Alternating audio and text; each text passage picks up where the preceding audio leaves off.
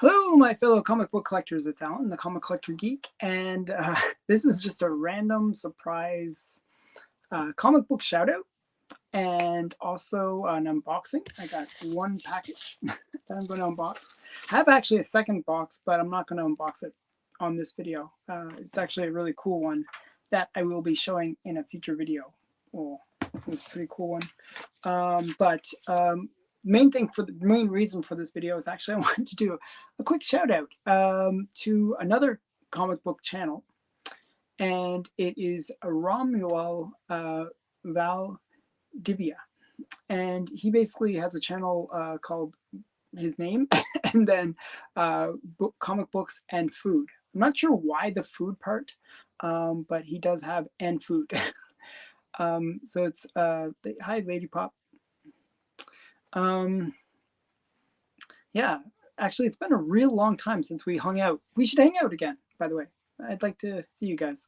So yeah, I just wanted to give him a shout out. If you are not familiar with his channel, he basically does CGC unboxings. He does visits to local comic shops where he gives like kind of these tours of local comic shops and does a little bit of the hunting.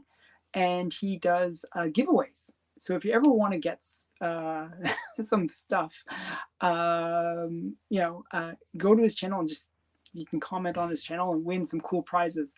So definitely check out Romuald's channel. It's just a really great one. I put a link in the description to his channel. Definitely worth checking out. He's a really nice guy too. So all those reasons, go check him out. That's my shout out to him. And the reason I'm shouting him out actually is I won his contests so many times now. I feel guilty, so I really want to give him a shout out. He's close to 1,000 subs too, so help out his channel. Give him a subscribe. Okay, so that is the first thing I wanted to do. But the second thing I wanted to do is talk about Fan Expo. So Fan Expo is coming up this weekend in Toronto, Canada. I know that a lot of my subscribers are not from Canada, but if you're not familiar with Fan Expo, I don't blame you, but it is actually a very big Comic-Con. And it's basically like multiple Comic-Con things in one. So it used to be just comics. Then they expanded it to anime. Then they expanded it to horror. Then they expanded it to sci-fi. Then they expanded it to movies, and then it just became like a big thing where it actually takes up 2 buildings. It's this huge event, and it's pretty great. It's the comic section is getting kind of a little bit smaller, but it still has a lot of great vendors that go there, and they actually have like a comic artist alley, which has lots of really awesome artists. Like that's why I was interviewing Bill Morrison, and I was going to interview some other artists, but I will be doing that at the convention. So I'm not sure if I'll be doing a live stream from the Toronto Comic-Con, or Toronto Fan Expo, it's called. But I will try. I'll see how it kind of feels like. Generally, it's really packed and it's really hard to move around, and I don't know how well it's going to work in terms of doing a live stream, but I might try. So that's going on. I will be doing some interviews as I'm there, and I will be also looking for some pretty cool comics. And I'll try to do some recordings of me hunting through the boxes and showing you guys what I look for when I hunt through the comic boxes. So it should be good. So hi, Kenneth, and hi, Matt. Thanks for joining. Fan Expo is this weekend. I'm looking forward to it. I'm actually super excited. I'm actually preparing, like you should see my room. It's like a total mess right now. It's like beyond this level, it's like a total disaster where I'm basically pulling out books that I'm going to trade. I'm going to bring a stack of books, probably, I'm going to say at least 20, 30 books, Golden Age, Silver Age, books that I have as duplicates, and I'm going to trade them. I'm going to just see what I can get. So usually what I do is I take a bunch of books, kind of test out the different vendors to see if they're interested in the stuff, and then see what see what I can get, and use that to trade for bigger things. And I'm actually really good at trading. That's one of my skills in life.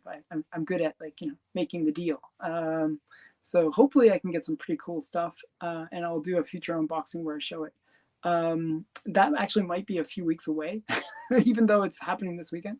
But the unboxing for it will be probably in 2 weeks, because I will be showing. I'm still finishing the current unboxing that I'm doing, which will end on Thursday. And the finale for the current unboxing is huge. It's just crazy stuff. So yeah, so that's happening this week. But as I said, on the weekend, it will be this Fan Expo. Okay, enough of me babbling. You guys probably want to see some comics. I'm going to unbox this this one package. Whenever there's a vendor that's local, I will tell them, I'll just get it shipped directly to me. The funny thing was, and I was two minds on this one, to send this from Canada to Canada. Okay, so, and the guy was local too, not even like a different province. He was in the same province. So just sending it like a few hours away, it was more expensive to do that than if I had just mailed it to the US. But I was like, I guess I'll just send it to the US and not to Canada instead. And I just didn't want to go through all that. Sending it to the US, then to my Stackery account, and then sending it back to Canada just seemed like too much. I just wanted to get the book. But it's just crazy that the shipping cost was more expensive to ship in Canada than to ship to the US. It just doesn't make any sense. And then after that, I realized, oh, he's going to charge me GST, the taxes. So I also get dinged with taxes too. So that was just, so more shipping and taxes. I was just really annoyed. Oh, hey, Jerry. Good to see you. I'm just doing a quick unboxing, like just one comic. It's kind of a cool one though. So yeah, so we'll get into this comic, and Jerry, he's promised me that he's going to do an interview soon, so maybe I keep on poking him. So Jerry might come on the channel for one of my Saturday interviews. So okay, so here's the comic. It's in another little bag or box. Let's see how well they wrapped it here.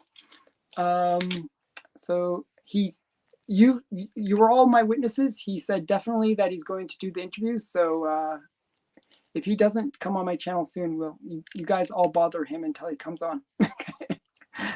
So yeah, I really look forward to doing the interview with Jerry. He's got such a great channel. Definitely, if you haven't checked out Jerry's channel, Jerry the Jitterbug, definitely check out his channel too. I mean, really great channel. He does a lot of really great like restoration or conservation, actually. Just a really great channel. And he's a fan of Golden Age too, so he'll do some unboxings of Golden Age stuff, which is always awesome too. Okay, so this is one comic, and it's a cool one. It's a cool one if you're like me. I like these kind of good girl art covers. I like this kind of trope that is on this comic. So I'm going to show it to you. It is Betty and Veronica, number 56. And this is I believe it's Dan Parent cover. And it's just a great good girl art cover. The trope that I like, I collect these things, are these devil and angel things where you got the devil, saying one thing, and the angel saying the other. Like they're both trying to like convince him to do whatever. Now, actually, there's another one that I have coming in the mail that's really funny.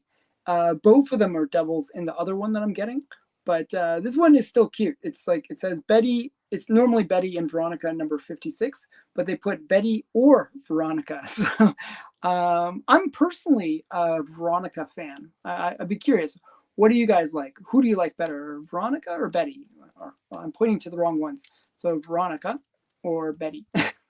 It's backwards for me, so it's a little challenging. So who's a Veronica fan? Who's a Betty fan? I'm a Veronica fan. I always found Veronica a little bit sexier. I don't know. Maybe I like the dark-haired girls. So um, yeah, and she's rich too, so she would support my comic collecting. so yeah, so Betty and Veronica number 56, just a cool Dan Parent cover. Another one of these great artists from Archie. So Dan Parent being being the most modern. Before that would be like Dan DeCarlo, and then before that would be Bob Montana. Those were the kind of the three main artists, generationally speaking, for Archie. You know, Bob Montana being Golden Age, DeCarlo being Silver, Bronze, even into the Copper Age, and then Dan Parent being like the 90s up. So just a really cool book. I don't know, I like it. I like these kind of good girl art covers and devil and angel ones. So yeah, so that was the unboxing part. Not much of an unboxing, it's just small, just one book.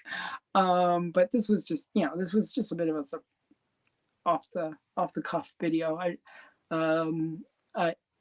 my family is not bothering me right now, so I I have a few moments where I can just do a little video. So I figured, hey, why not just sneak online and do like a impromptu live stream. So yeah, so if you guys have any questions, like random questions, if you're going to Fan Expo and you want to meet up, just message me on Instagram and I'll meet up anybody that is wanting to meet up, and maybe we can even hunt together and find some cool books. Oh, Open by Chances here too.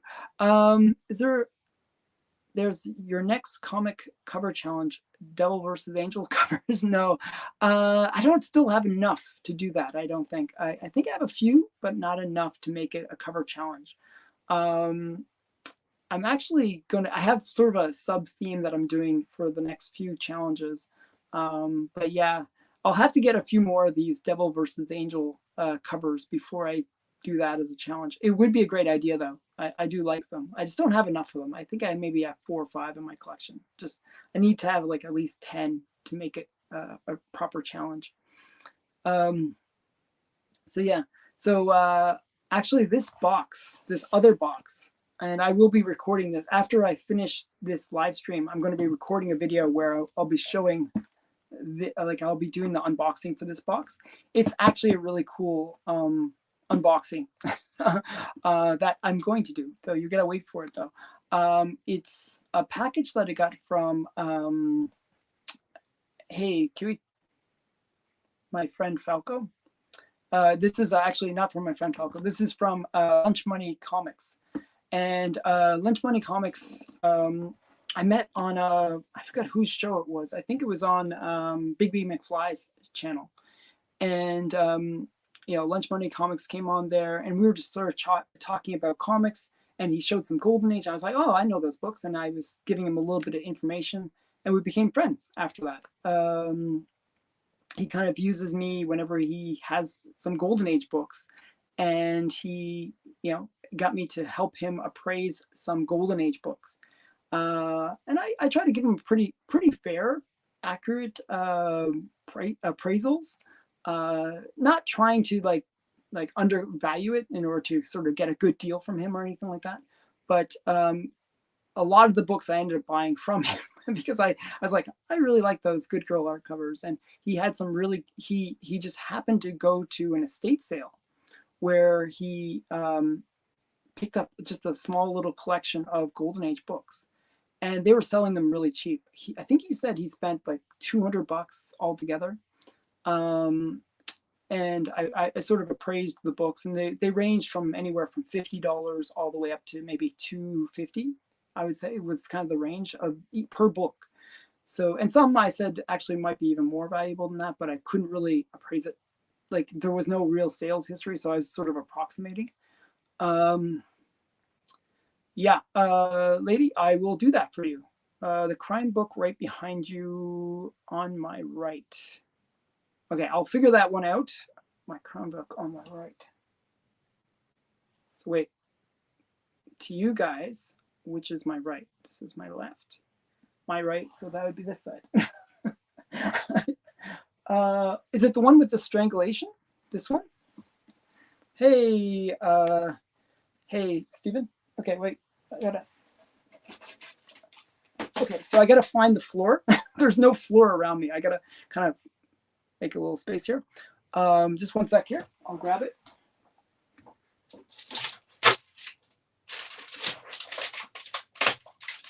Okay. So actually, there was two books that were right next to each other. So I'm not sure which one you meant. So, but I'll show you both. I really like both of these books. This is the red trim one. I believe this is the one you're referring to. And I'm not sure if you can see it. I'll take it out of the plastic. It's a really cool one. I really like this cover. So you got this girl in the red dress, and she's like, she witnesses the cops, and they're kind of doing a manhunt, and then you see the bad guy, and he's about to strangle her. So he's the strangler. Just a really cool cover. I like the good girl art covers when it mixes with crime or horror elements. I really like that. So I thought this one was really awesome. And it's who is it? H.C. Kefler art. So yeah, so just a really cool book. There's that one. The other one actually is as cool, as cool. And I'm gonna show it too, just since I had both. This is Charles Biro cover, and it's Crime Does Not Pay number 46. And it's the one where he's kind of offering the little girl. One sec here, let me see. You can see if I can show the little girl. He's offering her some ice cream, and you see the guys in the car, and they're all like about to kidnap her. It's just like, they got like rope, and they're all ready to like do some nefarious things with this little girl. So just a really crazy cover from the Golden Age. So yeah, one sec here. Hi, I've recently been looking into the Golden Age crime. Do you think that they will go the way of pre-code horror in the future? They seem pretty undervalued. Yes. Right now, actually, this is the time to buy pre-code crime, if that makes sense. Those books are really undervalued. You can actually get a lot of Charles Biro covers for dirt cheap, like 30 bucks, like kind of level for, and some pretty cool covers. So, you know, look in Daredevil, look in Crime Does Not Pay. There's like a whole bunch of crime related ones that they're really undervalued. It's amazing how many good deals there are. I mean, there's certain books, like this one is a more pricey book because it's known, but there's a lot of comics within the crime family in terms of comics that are just undervalued. Okay, Mike from LMC is a great channel. Yours is great too. Just picked up my first Schomburg cover. Oh wow, what did you pick up? Did you pick up anything cool, like any timely Schomburgs, or you know, there's lots of, like, Schomburg is the man for Golden Age. I really like his stuff. He's my favorite Golden Age artist. And Collecto6, thank you. I appreciate the $2. That's another, like, that's $2 bin comics. So I'll be picking up comics in your honor with that. Yeah, sounds great. So yeah, so that's great. Golden Age pre-code horror, actually not pre-code horror, but pre-crime books. And I'm not sure. I was in the process of organizing my crime. So one sec here. I might have. Bear with me. I gotta find something, and hopefully, see, this is all my horror. Not horror. All my a lot of my Golden Age stuff that's not organized. It's just randomly here. So I got a whole bunch of stacks. My room's a bit of a mess right now, to tell you the truth. These are all good girl. Where's the pre-code horror crime? Oh. Is this crime? Nope, it's a Wonder Woman. Okay. Shoot. Okay, I was gonna show you my collection of crime, and I might. What's this one?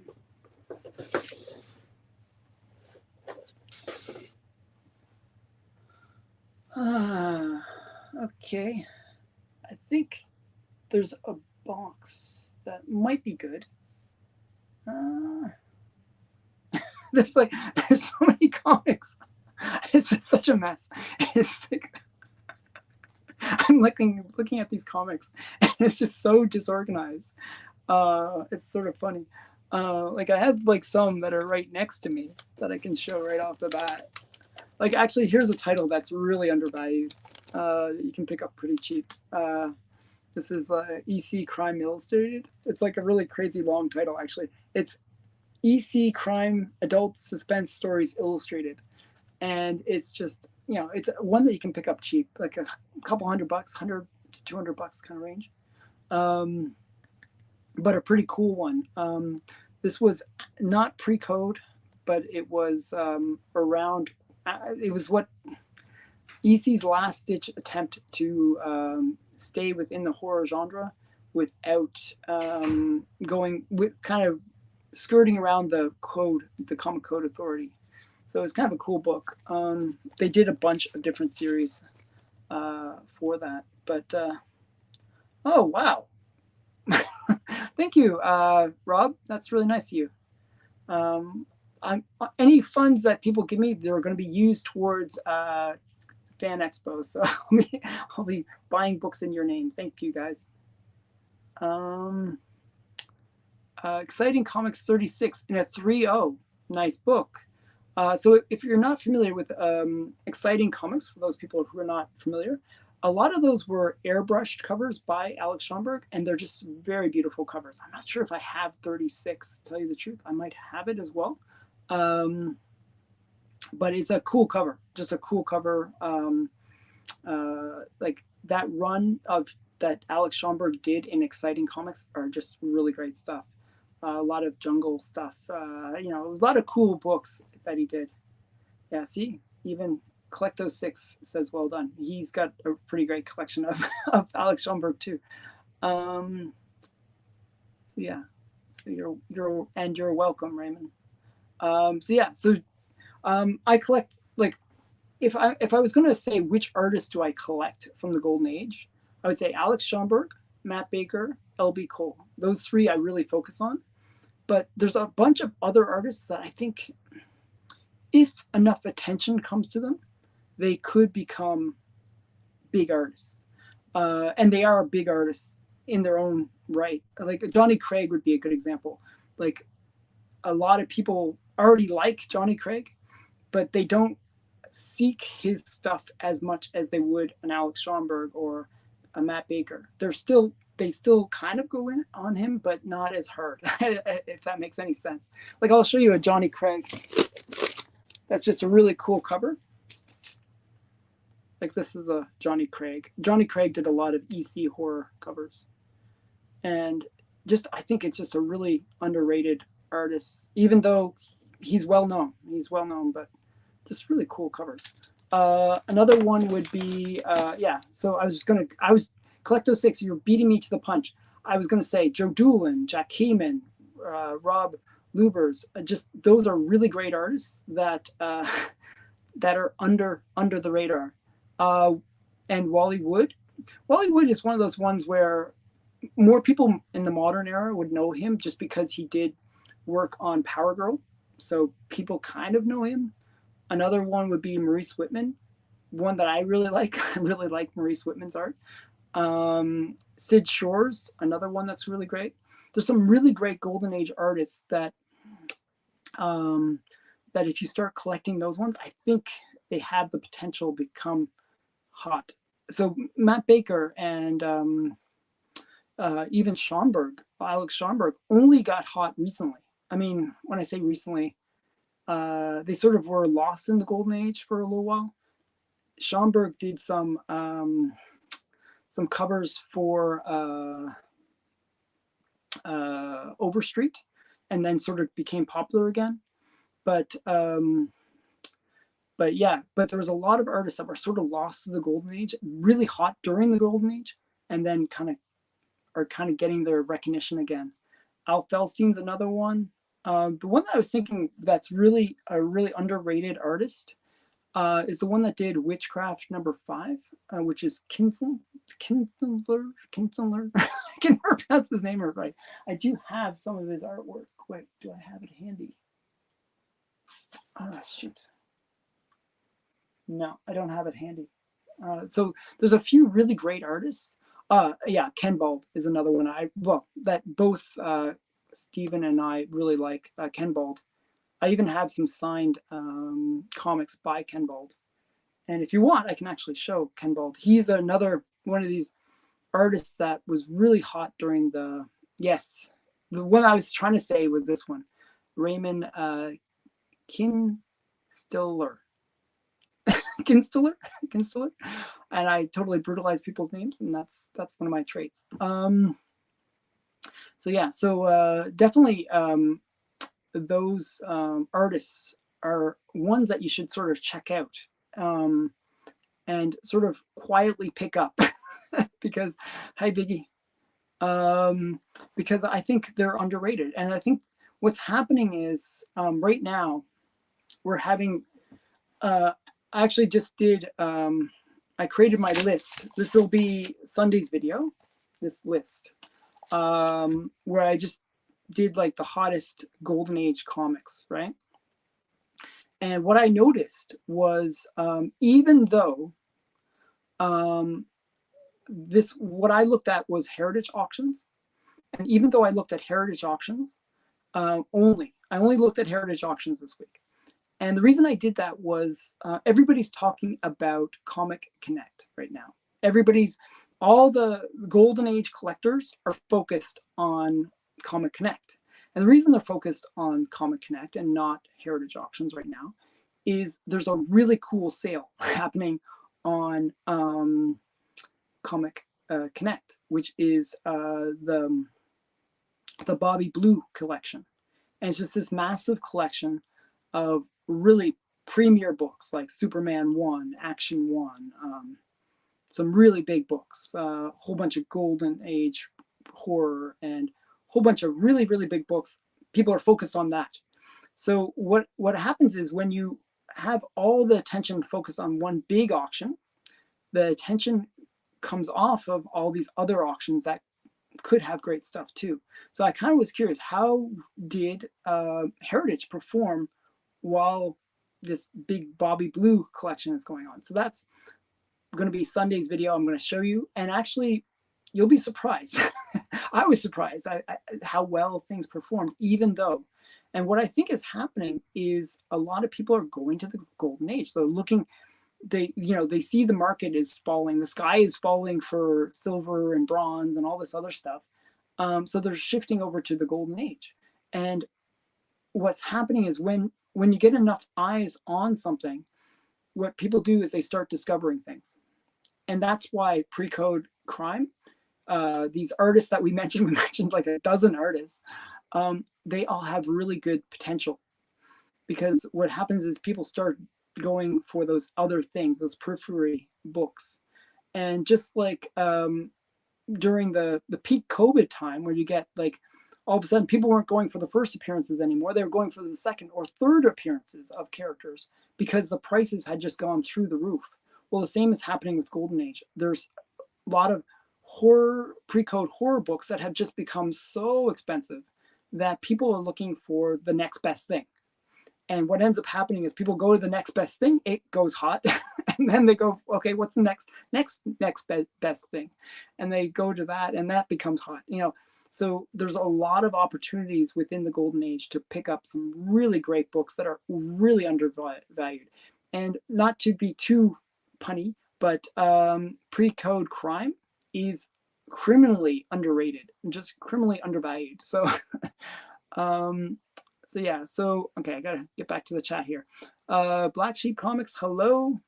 Hey, K-pop, I was watching you just a little while ago.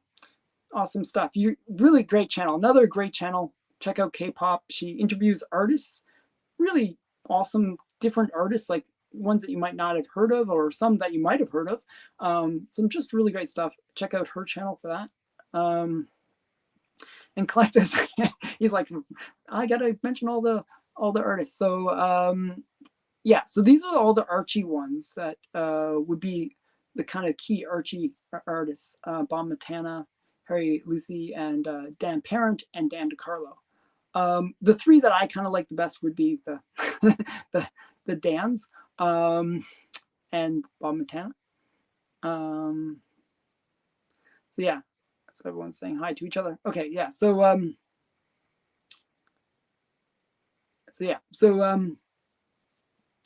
yeah, so opportunity. So that's why I always like looking at things that other people are not looking at. That's one of the one of the things that I do. I always try to buy against the grain, I guess. So when the whole COVID boom was happening, I was buying Golden Age, and nobody was really focused on Golden Age at that time. Before the comic boom happened, I was buying silver, bronze, all the big keys before it, and those all went crazy during COVID. So the weird thing about my collection is, even though the COVID, we've lost that, we're past that bump, my collection has consistently gone up in value, even though it's not to the heights that it was during COVID, but it's still more than what I paid. And that's always a good sign as a collector, that you want to have it more than what you paid for it. So yeah, let me just get to the chat here a little bit. Thank you. I had a hometown homie on the other day too, Bill Morrison. So you had Bill Morrison. I had Bill Morrison on my channel. That's cool that you had him on your channels. That's very cool. Very cool guy, actually. I can't believe he's in your hometown. That's pretty awesome. But yeah, he's a very cool guy. And what do you think of pre-code war books like Two-Fisted Tales and Frontline Combat? Now, okay, probably they're like not crime, but combat comics or war comics are undervalued. And I'll put an exception on that. They're like, if you look at World War II comics, like Alex Schomburg stuff, those books are very expensive. But you can, like Two-Fisted Tales and some of these Frontline ones are actually very affordable, and you can pick them up pretty cheap. There are a few exceptions. There are a few key issues. But I've never been interested in war books, except for propaganda books. I like the propaganda books. So yeah, I personally, not something I'd be interested in, but I think that there are some really great opportunities in those titles. They are underrated. But is there motivation for war? War comics. So that'd be the question. I don't really see it right now. It's just sort of like Westerns. I don't actually recommend Westerns either, just because I don't think there's that motivation for those books. Crime has like enough coolness to it that people will gravitate to it. But war, I don't know. That's one of those things. Because I don't collect it, I can't really comment either one way or the other. Hi, Werewolf, by lunchtime. And so yeah, so I've been noticing a lot of people are selling a lot more and more, maybe pushing books that dipped. Yeah, so right now actually is kind of the opportunity to buy the books that were hot during COVID. Like, this is the time to buy the Silver Age, the Bronze Age, the Copper Age, the modern books that are key, that you think will have legs in the future. Like, I'm actually looking for a couple Spider-Man keys just that I never had. I just missed out on for some reason. Like, Amazing Spider-Man 122 is a book I'm looking for. I just want to have it's a kind of iconic book that that's one of the books that I'm going to be searching for when I'm at Fan Expo. Right now, it's really undervalued in my opinion. So that's a book that I'll be trying to pick up. So there's things like that, that I think there's opportunities right now to go against the grain where everyone's switching over to golden age, but you can sort of maybe pick up some modern or bronze or copper books. Art chemist, is there a good place to buy golden age at a good price and great condition? So typically what I've noticed is a lot of, and a good friend of mine, Lyle, he actually had this experience as well. What happened was a lot of comic shops will focus on the modern stuff because that's what sells. People don't know the golden age stuff. They're not real collectors of it. And what'll happen is a lot of the golden age stuff gets pushed into the back. It just gets pushed into the back. They don't care about it. They don't understand it. They don't bother pricing it properly or keeping up with the prices, even though they might be changing just as much as the modern books change. So what ends up happening is you can sometimes go into the back bins and say, hey, do you have, like, just go into any comic shop and say, hey, do you have any golden age or older books? Just, one of the two. And they'll say, oh, there's some stuff back there. They'll just like sort of push to the back. And sometimes you can find some really good stuff. There was one comic shop that I went to, and they literally had 2 long boxes filled with golden age that they were selling at $5 a piece. And they were mid-grade books. Yeah, I was like, this is insane. I was like, I wish I had more money. I would have just kept on buying stuff. But there are opportunities within the golden age that way where people just don't value it. Well, my friend Lyle, he actually had the situation where he went to this one LCS and he was asking about different books. And they said, oh, we're just throwing these ones away. They're these old books that nobody's buying. And they had like multiple long boxes that they literally took out to the trash, and they were just filled with golden age books. They just like the vendor just didn't understand golden age that much that he was just going to trash them. And so he picked them up for free. He picked up like several long boxes for free of golden age. Just an amazing deal. Like he was picking up like Captain Marvel Jr., some Good Girl stuff. It's just really amazing deal actually, to get it for free. Oh, not yet. Bill will be a guest soon. Okay, cool.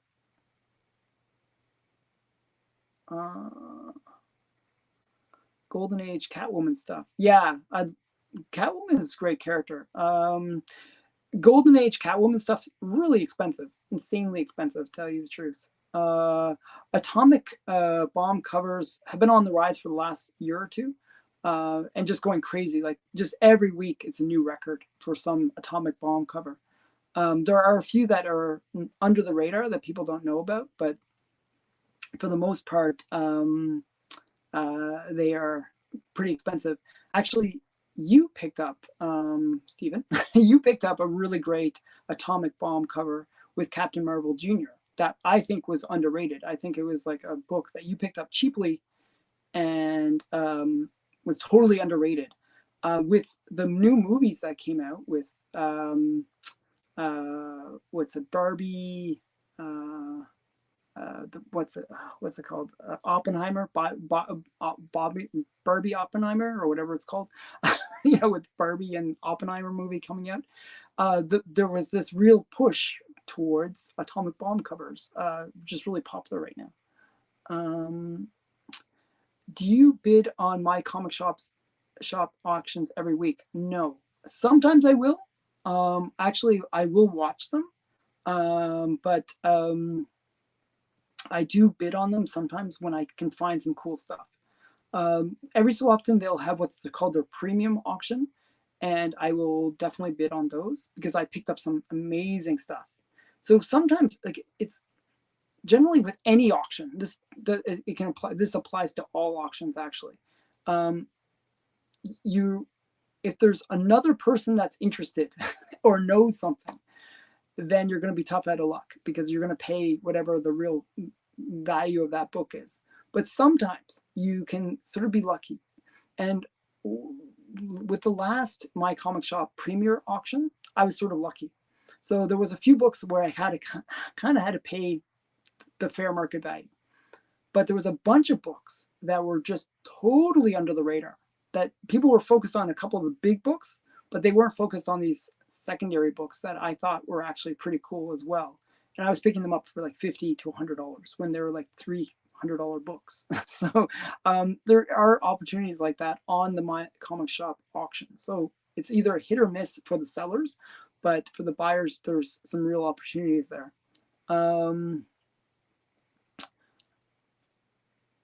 Sorry if it's been asked already. I live in Australia. You know, don't ever feel sorry for asking a question. I enjoy the questions. And it's cool that somebody from Australia is watching. Romance is doing really well as well. Yeah. Romance books, like the big things for Golden Age right now, I would say, are obviously superhero stuff is always going to be hot. But the good girl art stuff is popular. And maybe because of this channel, I kind of want to take some credit for it because I promote it a lot. I'm always promoting Good Girl. And if you look at what people are buying and paying big money for in the modern era, it's a lot of Good Girl art stuff. It's like sexy girl covers do really, really well. So what people are looking for is opportunities in the Golden Age to find similar kind of material. You know, they're looking for those Good Girl Golden Age covers, and a lot of the romance books have that. Yeah, so Western has been dead for a while. If you were into it, it's a great time to be a buyer. Don't buy expecting a return on your investment. Now, here's where you can win on Western, okay? So there are some really great Western titles that are undervalued and have the potential to become super valuable. And they will be valuable not because they're Westerns, but because they have some key artists and some Good Girl art stuff. So I'll give you a few examples of that. So I'm not a big Western fan, just to tell you, I'm not a big Western fan. But there are some cool titles within the Western framework, and I'll give you some. So there's like Cowgirl Romances, okay, which is a Western title. And it's Western, but it's Good Girl art covers. Another one is The Texan. Now, The Texan is a totally under the radar title, but it features Rob Luber's covers and also Matt Baker covers. So people that know, and they're like, oh, I'll pick this up quietly, because those books are totally under the radar. People don't, like, they see The Texan, they think, oh, this is just a Western title, dollar bin it. But it's, you know, those books, you know, are kind of secretly hot. You know, they're books that true collectors would know about. And they can, if you approach a true collector of Matt Baker with a Texan or something like that, you can actually get pretty big money for them. They can go for hundreds or even thousands of dollars. So there are ways to win on Westerns. And sometimes when something is down, like Westerns, like really, I picked up high grade Western books for like basically the cost of the slab. And it's just people don't know what they have, and people are not interested in Westerns. So sometimes you'll find these really cool covers and really cool artists in those Western books that are a little bit undervalued. So you can get some big wins there. Okay, wait. Let me get to the next question. I got into smaller publications while I have over 50 Golden Age books, mainly timely in DC. I think Nador and MLJ are great areas to get into. I would agree. Yeah. So Nador is actually pretty hot already. It's like there's some pretty big titles in it, like Fighting Yank and all those ones. They can command pretty big money. Alex Schomburg was in those books. MLJ leads onto Archie and stuff. So those books kind of hot as well. The MLJ's ones are really rare. Harder to find, so a lot of collectors that know stuff will go after them. But there's some pretty great books there. I don't think Golden Age is too expensive right now. It depends. So sometimes I see books and they're just so insanely expensive. If you watch the Bobby Blue auction, you might change your mind on that. There's some there's some really big sales. There was a Crime Suspense Stories 22 that just sold for a crazy price. And there was also one that I picked up recently that went for a crazy price, a startling comics number 11 that went for, I think, over almost, I think it was like 32 or 40, 34,000. It was some crazy price. And, you know, it was not even a top of the grade book. It was just sort of a higher grade book, but not top grade. So there, in the Golden Age, there are some pretty expensive books, but there are a lot of ones that are underrated. ASM keys are way down from the peaks, but are still up from 5 years ago. When it comes to ASM, it's more a market correction than anything else.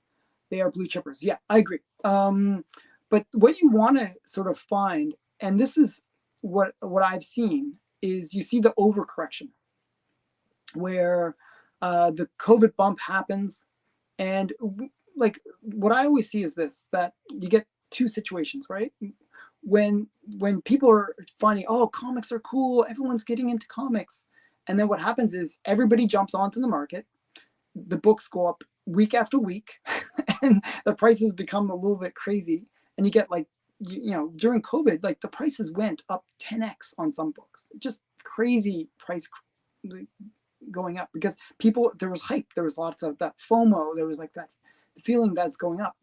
Well, if you think about it, when the price is coming back down and correcting, there's almost the opposite, the fear of missing out, but in terms of selling your book before it totally bottoms out. So what'll happen is people will jump sell, they'll panic sell their books, thinking that, oh, this is the best time this is the only chance I'm going to have to get anything for my book. Like, oh, it's worth 100 now. It's now worth 50. Oh, no, it's worth 20. Like people panic sell, and it's the kind of the reverse process. And what'll happen sometimes is it'll hit the floor and go right through it. And that's the time to buy. You can buy it when the price is overcorrected. And I think there are opportunities to negotiate prices as well and get some really good steals where you're actually paying less than what you could have bought those books for 5 years ago. So there are opportunities. Generally, though, if you look at the trend lines, the overall trend is, if you just ignore the COVID bump, overall trend is up. Like it's actually pretty stable market. It's just we have to ignore the COVID bump, which is hard for people to do because we just lived it. So you know, it's one of those things where people don't necessarily remember that bump was not real. It's just sort of a messed up situation. Everything is selling cheap right now, even Golden Age, especially in auctions. Sometimes I was so upset with myself. I missed an auction that went super cheap. It went for $50 and it was a pre-code horror book. But yeah, sometimes what I found right now is people are panic selling, and it is a good time to buy. But generally at the bigger auctions, I've noticed that for the most part, Golden Age is consistently going up. The more modern stuff is not doing as well, but people are panic selling, and a lot of stuff is getting undervalued. Hi, Nostalgic Podcast. How are we doing? It's just me rambling about the different auctions and stuff that's going on. Let me sort of catch up here. I buy Golden Age from Worldwide Comics, Dale Roberts Comics, and Collectors Comics, which are our websites. I would stay away from Comic Connect since 2 out of 4 books were restored without them telling me. Oh, that's a little bit nervous situation. I've heard something like that before. I think generally though, when I buy from Comic Connect, I will buy graded books. Um, it's just a way of protecting yourself. Generally, it's better to buy graded anyways, just because with Golden Age, usually the centerfold's missing or something's wrong with it, where there's just more time that has passed where people could have done something to the book. So it's always best to buy a graded book. And right now, actually, there's a weird thing going on where graded books are actually selling less than the raw books, which is makes it even better to buy graded books. I don't know why that is, but people are being a little silly. Happy Friday, my Canadian friend. Thank you. One sec here. I'm going to catch up to the thing here. I appreciate you answering my question. Thanks. The hint begins especially now that I'm a dad. Okay. Oh, everyone hit that thumbs up. I totally agree with that comment, and please do so because this channel needs to grow. I don't know why. Lately, this channel's not been growing that well. I just want to read, smell, and enjoy the comics. Maybe I'm a dying breed. Yeah, you're a dying breed. No, I was joking. I understand why people like raw comics. There are certain books, actually, it's in the closet, but there was a book that you cannot find online. That's a Golden Age magazine, and it was like a propaganda magazine. And I actually read it because it was very cool. It was a very cool, this propaganda magazine from the Golden Age, and some things like that. It's sometimes really great to experience the real thing. Whenever I can, though, I do read my books online. So I'm sort of a hybrid, I guess. No, you missed my other message. I bought some Bill's original art. Oh, it was a Golden Age Catwoman. Nice, super nice. Oh, that's very cool. So Bill, he will do like I showed his stuff on my when I interviewed him. He was showing some of his original art, but he does really good homage and like sort of in the style of Golden Age, and like he does a lot of really great pop kind of style posters and like original art. Really great artist. If you like Treehouse of Horror and some of the covers in that, one sec here. He does some pretty amazing stuff. So that's very cool. I'd love to get original art by him. Captain Marvel Jr. 19. I just picked that one up too. Captain Marvel Jr. 19. Is that the Captain Nazi cover? I'm pretty sure. First appearance of Captain. I'm thinking, no, that's Master Comics. I'm trying to think of what 19 is. Captain Marvel Adventures 66 is a good Atomic Bomb cover too. Yeah, it is. I'm pretty sure I know that one. I just bid on some Silver Action and Superman at the moment, collecting Kurt Swan, another really great artist, Silver Age artist. I like his stuff. He did some work on Lois Lane as well. One sec here. Nostalgic podcast. Linda Carter CGC signed is $350. Wow. Including grading. Linda Carter has nothing to do with comic books. You're right.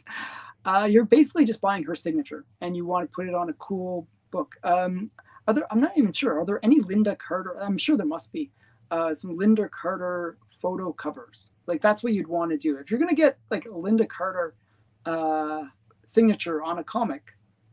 Get her with like maybe some photo of her on that comic book edition. If it's just some random Wonder Woman book, doesn't really make much sense. But you never know. I mean, she's like, to me, she's like the first Wonder Woman that I would think of.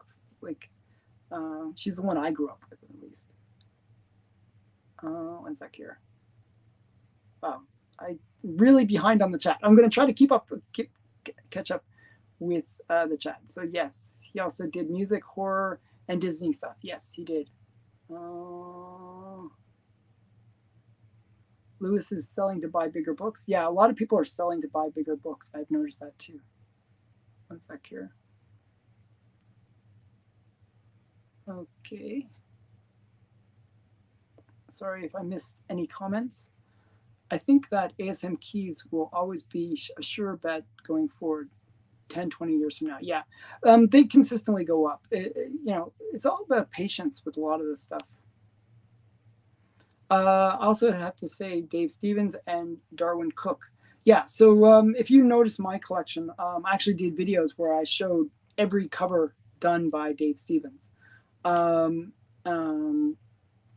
And I also have a bunch from Darwin Cook. I was just showing on Biggie's channel a bunch of Darwin Cook books that I have. I think they're both really great artists, and they're very sought after artists, actually, both of them. And both died young. So there's a lot of things that make them highly collectible. Yeah, sadly died young, I should say. I always smile when I say horrible things. That's a bad habit. Okay. Raymond Noah. I recently bought 2 Golden Age comics from Heritage Auctions that had tears on the covers and not mentioned in the description that I didn't see. Very disappointed. Yeah, Heritage Auctions, that's one thing I find with their auctions that you got to be a little bit careful with, because a lot of the time when they do lots, their descriptions are terrible. They just, they miss out like a lot of the key issues. They don't show enough pictures. Like, it's hit or miss. And sometimes you'll get like books where they didn't even mention them and they're high grade. It's like, why didn't you mention that? That probably would have made the auction go for twice as much. It's really hit or miss. Like, I bought one of the first auctions that I won at Heritage was a lot of Golden Age books. And there was some early LB Cole books in there, and there was like a whole bunch of random stuff that was actually pretty major keys. And I paid like $50 or something. It was like a really low bid because it was just poorly advertised. They took pictures of the least cool books, and it was really weird. So hit or miss sometimes with those lots. Sorry, one second here. Okay. Captain Marvel Jr. number 19 is one of where he's riding the bomb down to the Nazi cap. Oh yes, I know that book. Sometimes like I don't remember every cover in terms of the numbering, but once you say it, yes, I know that one. He's kind of like, yeah, I know that one. That's one that always seems to do well. I don't know why. But oh yeah, hey Lyle, I was talking about you. I was mentioning that you got the dumpster the dumpster Golden Age collection. I thought that was pretty cool. So yeah, so you mentioned it as well. Okay. And wow, I finally caught up. Okay, so I'm caught up on the chat finally. So yeah, so if you guys want, I can show some more books. I'm just really chilling with you guys. Again, I want to shout out Romuald's channel. Go check him out. It's in the description, so definitely check him out. Get him to 1,000 subs if all of you guys go over and sub him out. If you haven't subbed this channel, please sub it. I'm close to that 1,000 subscriber and the giveaway associated to that. I'm going to be giving out this book. Whoever wins, I decided just to go with this one. I was thinking about doing some other lots, but I decided this will be my giveaway. The Betty and Veronica number 320. And this is a cool book. This is a really cool book. It's the first appearance of Cheryl Blossom. Really cool character. She makes Archie like one of the earliest harem characters. So yeah, he's just another love interest for Archie. This guy gets all the girls. I don't get it. But it's a Dan DiCarlo cover as well, and just a really great one. So this is a big book. Definitely one that if you join, subscribe, and once I do the giveaway, which will probably be soon, I'm getting really close to that 3,000 subscribers. You can win that big book. So that will be the giveaway. I will be doing a 3K subscriber video soon. I'm not sure when because I want to see the number get to 3K before I start announcing it. So I was planning on doing it this week, but my subscribers were just sort of flat for a while. I don't know what's going on. Sometimes I don't know what's going on with my channel growth. I never know. Everyone get your friends and family to subscribe to my channel so I can get to 3K so I can give away some books. So yeah, I don't know what's going on. Oh, by the way, we were talking about Westerns earlier, and there's another Western title that sometimes flies under the radar in terms of buying opportunities. And I just want to show it. But this book doesn't fly under the radar. But it is a cool one. So this is Tim Holt, number 11. And I like showing this book because it's an expensive book. But this one is, right there's Frazetta. I did that art. And it is the first appearance of the Ghost Rider. So Tim Holt, number 11. And people that know will sell this book for thousands of dollars. People that don't know, dollar bin. Like they just don't know. This is one of those books that's quite hard to find though. But if you look for Tim Holt, it has a lot of early Ghost Rider and Frazetta art. So really good title to look for. Actually, I picked up issue number 6, I believe, which is the first appearance of the Calico Kid, who later becomes the Ghost Rider. And I picked it up so cheap, like I think it was like $100 or $200 for a high grade copy. So just so you know, there are some Western titles that are underrated and have real potential. Like this is a good example, Tim Holt. One sec here. I was in Kelowna yesterday and found a Raggedy Ann and Andy Dell Giant 100-page comics, Games and Puzzles, number 1, 1955 for $6. That's cool. I'm actually somewhat partial to Raggedy Ann and Andy because my first doll when I was a kid was a Raggedy Ann, or Raggedy Andy, I should say. Yeah, I totally abused that doll when I was a kid. I was like maybe 3 years old or 2 years old. So yeah, but yeah, so I don't know. Okay, wait, turn that off. What else? There's actually a bunch of books that I'm going to show some more books, just some more random books. You can, I wish I could, like, if you see the floor around me, it's just, I'm actually literally trapped in this chair that I'm sitting in right now, because right around me is all comics. It's just, it's comics stacked on top of each other. It's a bit of a mess here right now, but I'm going to show you some more books just for fun. We got some Katie Keene, and this is Pinup Parade. I like these skating covers. I think they're kind of nice. So yeah, so that's Katie Keene. Pinup Parade number 13. So it's just some random books that are next to me I'm going to show. Suggestion, back shelf nothing but Wonder Woman Golden Age comics. I could do that, actually. I have enough Wonder Woman Golden Age that I could just make it all Wonder Woman Golden Age. And I actually want to change it out. I'm actually planning to change this out. I just never got around to it. I've been really busy with work. I've been working really long hours.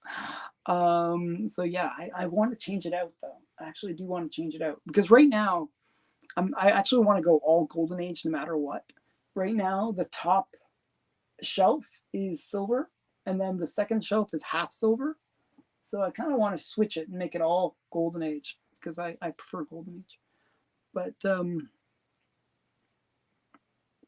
yeah, so it might be something you might see in the future. If enough people ask me to make it all Wonder Woman, I'll make it all Wonder Woman. I've been looking for a faucet right now, like early Captain Marvel and Man. I didn't realize how scarce those books can be. Yeah, the early Captain Marvel issues, yes, they can be quite hard to get, like Wiz Comics as well. But but for the most part, the later issues are pretty common. Like you can find them fairly regularly. It's even like Captain Marvel Jr. The one that is more difficult, more of a challenge to get would be like WoW Comics or Master Comics. But still, you can get those books for fairly affordable prices. Yeah, so I mean, there's a lot of really great stuff in Captain Marvel. Like when we say Captain Marvel, we're talking about the Golden Age Captain Marvel. There's a lot of really great stuff in there that is underrated, in my opinion. Like in the Golden Age, Captain Marvel was the man. He was the big book. He was outselling even Superman at the time. Yeah, so WoW Comics has like there's a lot of really great covers in WoW. Actually, that's maybe an easy box that I can get to. Yeah, I have an easy box that I can show. If you guys want to see some WoW comics and Master Comics and my Captain Marvel collection, I can show that pretty easily because it's right there. I was actually going to show some random books first, but I'll show you some random books. So this is like Wally Wood, I believe. Yeah, Wally Wood art. So this is like under the radar not key, but cool book. Okay, so this is My Secret Life. These are the ones that were just next to me. I'm going to show these. I need to show these just so that I can make space so I can bring down my Captain Marvel. Okay, and then we got another crime book, Famous Crimes, but these ones go for a bit more. So yeah, this one's kind of good. My wrist is still sore. So how's the arm? Yeah, it's still mangled. It's really sore. And then I got some random ones. Omaha. Bit of an adult book, actually. Okay, so those were just some random books that were next to me that I needed to move in order to get my Captain Marvel.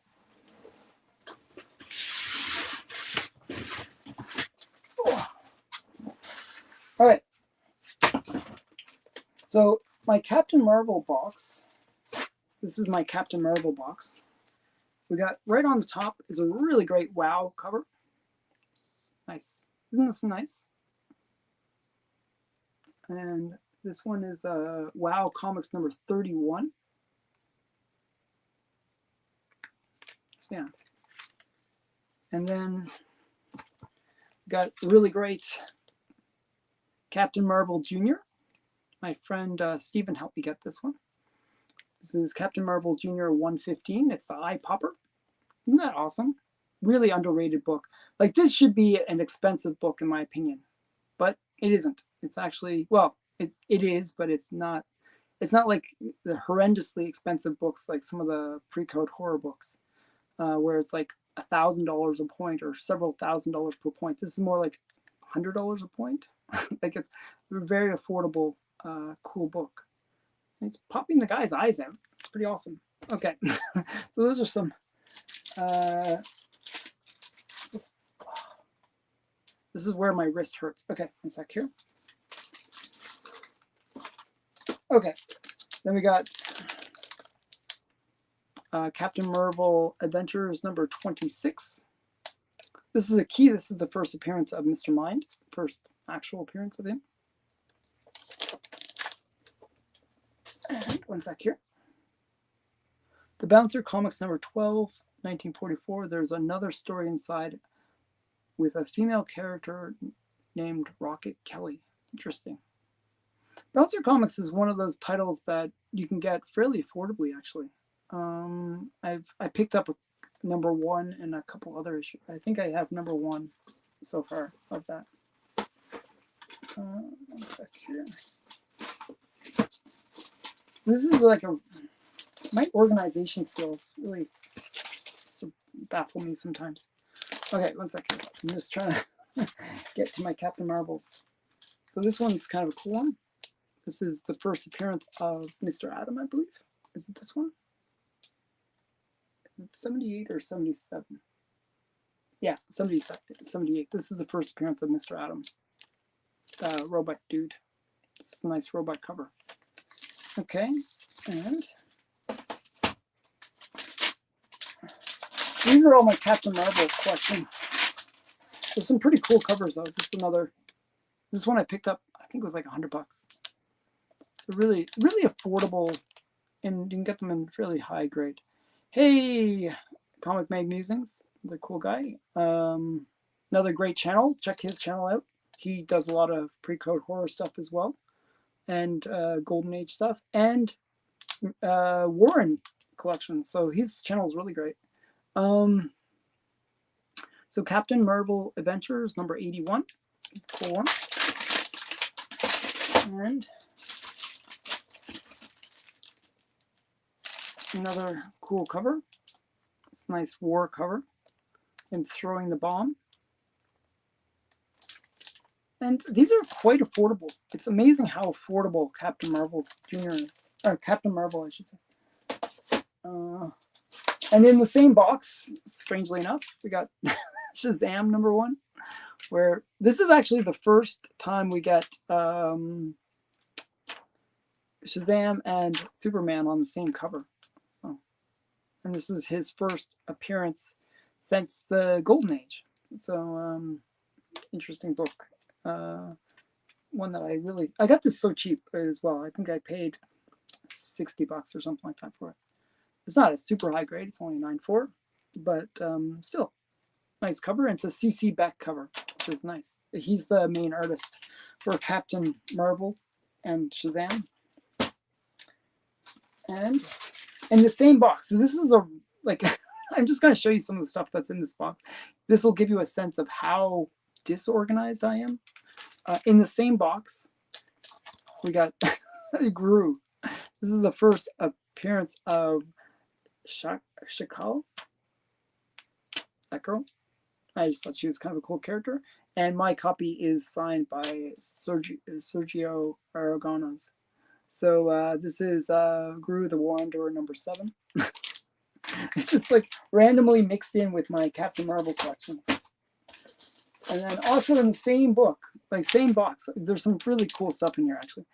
We got Liberty Meadows number 1, which is another great title. This is a really great series. If you haven't read this, really funny, really well written, awesome. And it's done by Frank Cho. Really great stuff. In the same box, this is just the randomness of my box. We got Torchy. Why is Torchy in this box? So Torchy's in the same box. Frank Cho. Frank Cho. Thank you. Thank you for correcting me. Frank Cho. What am I saying? I forgot who I said, but Frank Cho. I meant Frank Cho.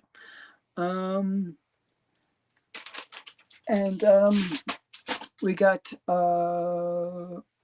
hi all. Alan, did Fawcett ever have a superhero team? Yes, of course. It had the Marvel family was the superhero team. It was like all like Captain Marvel, Captain Marvel Jr., Mary Marvel, and Uncle Marvel were all in a team.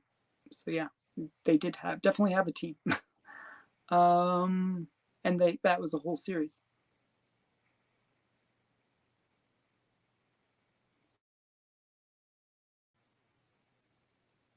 There was a story that Kirby was asked for Cap Marvel, but he moved and couldn't do the art. Oh, that's interesting. I didn't know that, Biggie. That's very cool.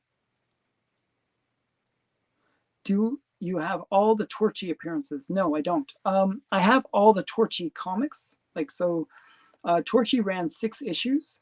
I have all of those. But Torchy first appeared in Dollman, and I don't have all the appearances from her run in Dollman. I have many of them, but not all of them.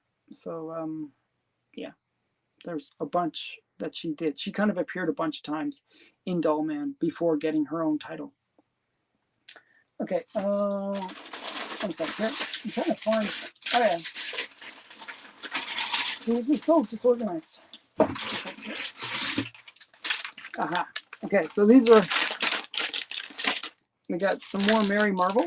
This is another great cover. This is Mary Marvel number 1. Just a really great cover. I like Mary Marvel. You know, it's a good girl superhero kind of stuff, so I like it. And we got Wiz Comics. One sec here. Let's see if I can make it a little bit better. This is Wiz Comics. It's really high grade. I got this really good price as well. This is CC Beck cover and some Magic cover. I like these. And hey, Joe, how's it going? So, and yeah, I like these Magic covers. And you were asking about a Marvel Fawcett team up, and I will show you that. They made their first team appearance in this book. This is Marvel Family Comics #1, and it's the first appearance of the Black Adam as well. So just a bunch of cool things going on for this book. This was a majorly huge book at one point. The price has come back down since the movie, actually. And hey, MJ. Another cool guy from England. And here's another one. This is the first appearance of Mary Marvel. This is Captain Marvel #18. And it's a great painted cover. Really just a great one. This is a CC Beck cover. Just a really great one. And this one's hard to get complete. Generally, there's some really cool cards on the back and they get cut out. So always check the back to make sure the cards are there. And it has nice, I like Bullet Girl. There's Bullet Girl on the back. I really love this cover. I really like Mary Marvel. So just a cool character.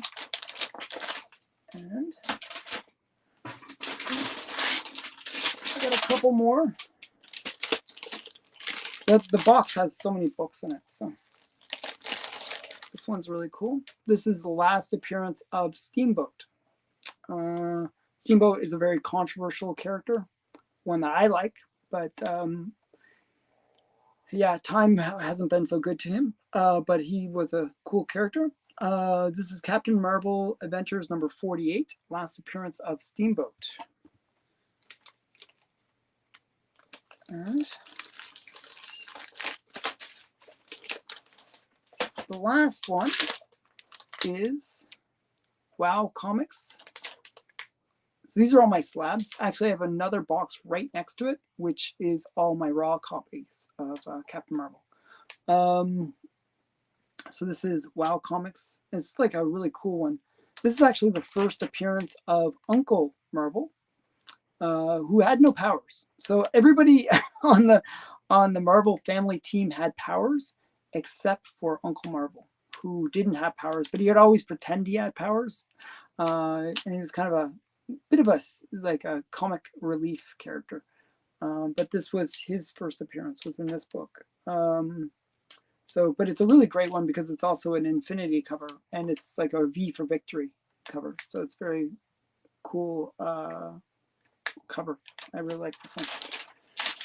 So those are some of my slabs for for Captain Marvel. I have a bunch more, but it's in another box. And actually, in this same box, there's a whole bunch of random stuff, just like you'd be wondering why is it mixed together, but yeah, it is. Like, for example, this is in the same box. Why is this in the same box? I have no idea, but it is. So, first appearance of Spider-Gwen. Just a cool book. Another character that I really like is Spider-Gwen. I really need to get that pressed. I think I could get a 9/8. It's actually flawless. Some random stuff that I'm showing. This is what happens. I do a random live stream. I make my room even worse than it was when I started the stream, and never get a chance to clean up, and then it just gets worse and worse. It's like my room is a mess. It's kind of crazy. Those are some books. If there's anything else you guys want to see before I shut down, tell me, and I'll show you anything.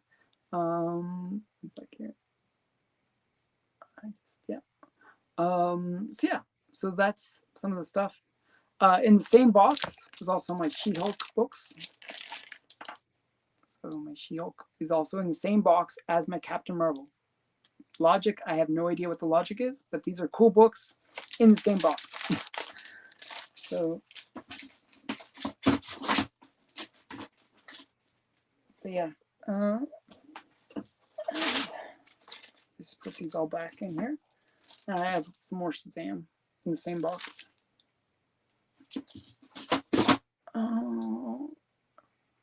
Do you have the first 6 issues of the Hulk? Yes, I have the complete collection of Hulk, like the first 6 issues. Yeah.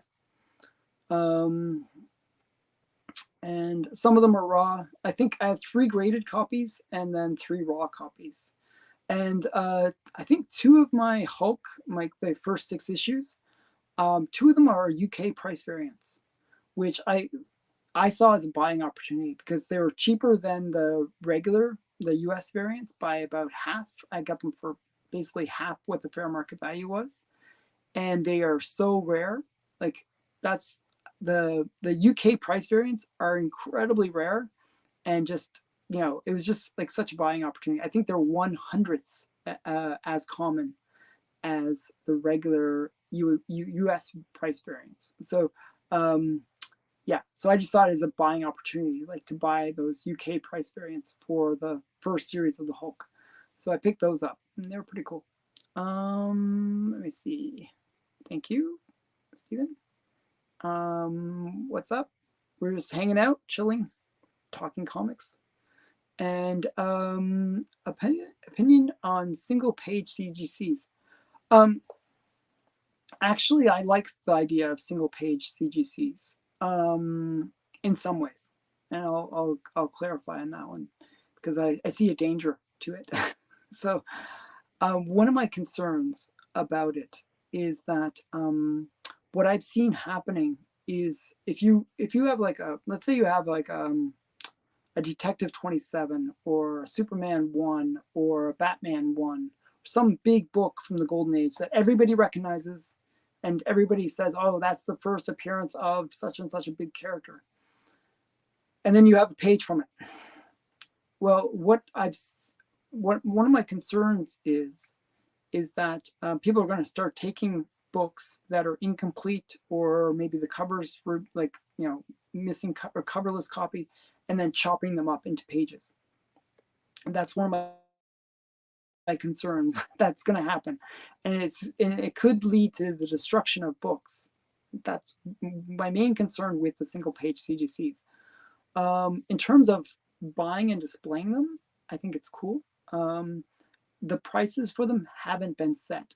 Now, I was actually recording like my hot lists, and if you go back and watch all my hottest Golden Age comics of the week videos, I think there was 3 episodes where I talked about single page CGC, and the price would go crazy one week and then tank the next week.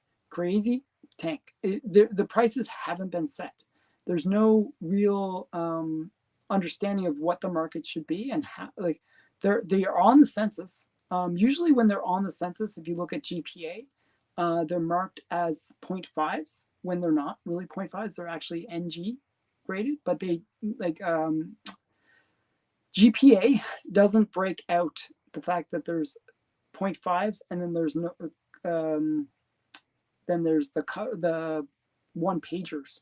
They will, if you look at the notes, they will say that it is, or you look at the pictures that that you can get, or the, you know, then you will see that it is a one page thing, but for the most part they kind of lump them all together. So the problem with that, though, is that there isn't that established market for them, so it's really hard to say what's a good price for the books, for the pages, I should say, and what's a good page. Like, that's another thing. You know, if you buy like a Batman 1, what if you get a page that's Batman 1 but no Joker on the on the page? You know, obviously that's not going to be worth as much as that first page with the Joker on it. So, you know, there's things like that where I think the market needs to kind of figure all those things out, and it really hasn't yet. So there's maybe buying opportunities, because whenever the market is uncertain, it can create buying opportunities, but there's also real opportunities to get burned on it too, where you overpay. And I've seen on, especially on the Batman 1 pages, the prices have gone crazy where it's either really, really high or really, really low. So got to be really careful. That's just word of word of warning with that. Okay. Lyle. Golden Age comics from Superior or Bell Features and Anglo-American and Canadian whites. I found a few of those here and getting scarcer. Yeah, if you can find those books, definitely get them and send my way. No, because I'm looking for those as well. They're really hard to find. Canadian whites are really hard to find. I'm actually in the process of trying to find a Canadian white with Nirvana on it. That's a character, Golden Age superhero that was Canadian. That I would love to have like just one comic with her on the cover. I think that'd be just too cool. So yeah, so definitely Canadian whites are something to collect. For those people that are not familiar with Canadian whites, they're basically during the war, there was an embargo between Canada and the United States in terms of printed material because of the paper shortages and stuff like that. So what happened was in Canada, we were starting to print our own comics. Sometimes what we do is get the licensing rights for, like for example, Captain Marvel or some titles from the US, and we'd reprint those in Canada. And usually the quality of paper, because it was during the war, was very subpar, almost like toilet paper. It was just like very, very brittle, not brittle, but just paper thin, like paper thin of paper thin. I don't know how to say it. It's like really bad quality paper. And so a lot of them didn't survive. Even if there was like not the burning, the book burnings and all that stuff that happened, just based on the fact that they were so poorly made, they just didn't survive. So they're highly sought after, especially by Canadian collectors. So yeah, single ply toilet paper. That'd be a good example of the quality of paper that they used. Just the worst paper. And finding those books is just really cool. I have a few in my collection, not many. I have like 3 or 4. That's it. But they're always cool, and it's a bit of Canadian pride, even though they're poorly made. It's sort of typical Canada. But yeah, just really cool stuff. Okay.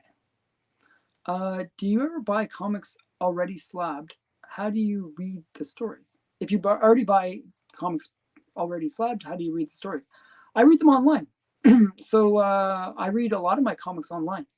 I was just reading the end of the run of, or the beginning of the run of Silver Age Wonder Woman yesterday. I was reading like issues 98 to 105.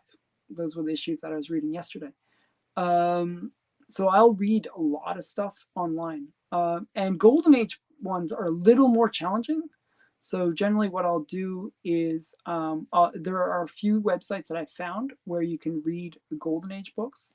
It's a little harder, but I do generally try to read the books online. I haven't read all my books, so yeah, that's another issue. But I do try to read as many as I can when I have the time. What I'll generally do is I'll pick a thing I'll go for like I'll just read like almost like the way people watch Netflix where they'll just binge some show. Well, I do the same with comics. So I'll read like for example with Fantastic Four, I read issues 1 to 10, in a sitting, where I just get all those issues. Or X-Men the same way I did that.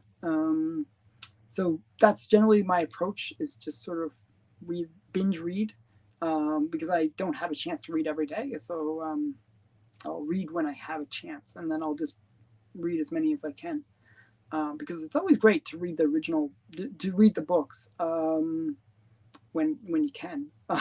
It's like, I wish I had more time. That's the big thing. I always never have enough time in life. I have so many things that I'm doing. Yeah. So yes, I do read them. I do try to read as much as I can, but they're like, I'd say I read maybe 20%, 30% of my collection. Maybe 20%, I'd say.